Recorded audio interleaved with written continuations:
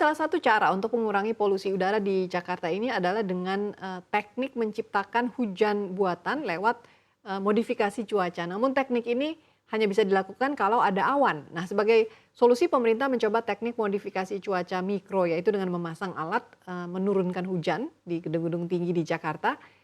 Kalau menurut Anda, apakah ini efektif bisa mengurangi polusi? Oke, ketika kita bicara polusi udara, kita bicara soal polusi yang ada di satu wilayah ya.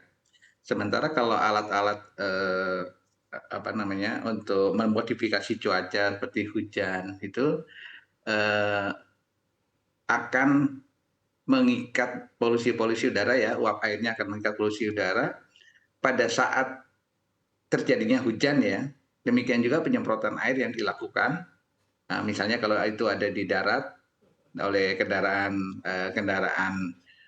polisi ya, maka polutan-polutan yang ada di tempat itulah yang akan terikat pada saat itu. Iya. Demikian juga kalau teknik dari atas gedung ya, itu juga mengikat, uap airnya akan mengikat polusi udara yang terkena semprotan Iya. pada saat itu. Nah, artinya apa? Ada di tempat itu, ada pada saat itu. Ya, pada saat ini termasuk juga hujan ya, pada saat hujan aja ya, kemudian, bisa turun kualitas, Hmm. polusi udaranya. Nah, pertanyaannya adalah kalau sumber polusinya itu masih ada, kalau kendaraan bermotor masih juga beroperasi di sana, setelah selesai terikat dengan uap air tadi, polusinya ya akan muncul lagi.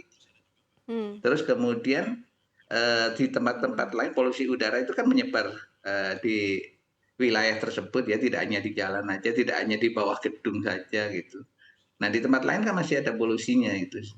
Yang ingin saya katakan adalah, keberlanjutan, menurunkan polusi udaranya yang sebenarnya, kurang efektif ya, Baik. hanya pada saat itu, di tempat itu.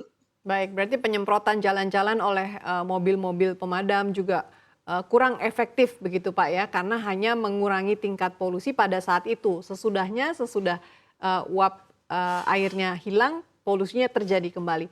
Nah, Pak Budi, kalau dengan, uji emisi kendaraan bagaimana? Apakah menurut Anda selama ini yang dilakukan, uji emisi kendaraan itu sudah, efektif untuk mengurangi polusi?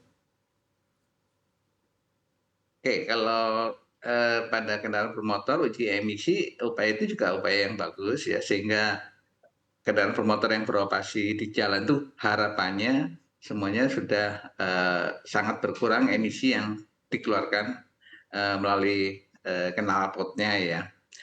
Masalahnya adalah, seberapa, besar, cakupannya. Artinya, jumlah kendaraan misalnya katakanlah 9 juta di Jakarta yang beroperasi gitu. Yang dilakukan uji emisi, katakanlah sehari bisa berapa. Saya kira tidak akan banyak ya yang kemudian dilakukan uji emisi itu. Sehingga kalau kemudian bisa mencapai ke 9 juta, eee, perlu berapa lama gitu. Baik. Nah, Pak Budi, Eee, apakah mungkin sementara lebih efektif kalau, kendaraan umurnya saja, Pak, yang dibatasi. Jadi kendaraan, dengan usia tertentu dilarang lagi melintas di jalan. itu juga bagian dari, upaya yang baik ya. Karena bagaimanapun juga dari teknologi kendaraan bermotor yang usianya sudah tua itu, tidak bisa istilahnya comply ya, tidak bisa sesuai dengan, eee, bahan bakar yang, kualitasnya lebih baik yang dijual sekarang. Sehingga tetap aja akan terjadi misalnya pembakaran tidak sempurna dan Hmm. itu mengeluarkan emisi ya. Kalau begitu Banyak idealnya negara sudah umur berapa, melakukan Pak? itu. Idealnya umur berapakah Eee, kendaraan harus, pensiun begitu dari tugasnya? Kalau kita lihat yang di Jepang maupun di Singapura itu mereka umur 5 tahun ya. Mmm, baik. Baik. Nah, Pak Budi, seiring dengan memburuknya kualitas, udara di Jakarta ini, Menteri Kesehatan sudah mengatakan bahwa, ini mempunyai potensi menimbulkan penyakit ISPA, pneumonia, asma, dan lain sebagainya. Oleh karena itu ada himbauan untuk menggunakan masker, di luar ruangan. Apa, ini cukup langkahnya, Pak?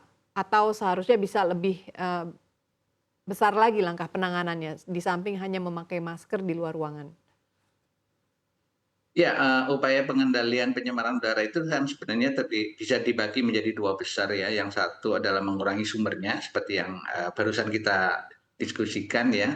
Dari sumbernya itu dikurangi emisinya.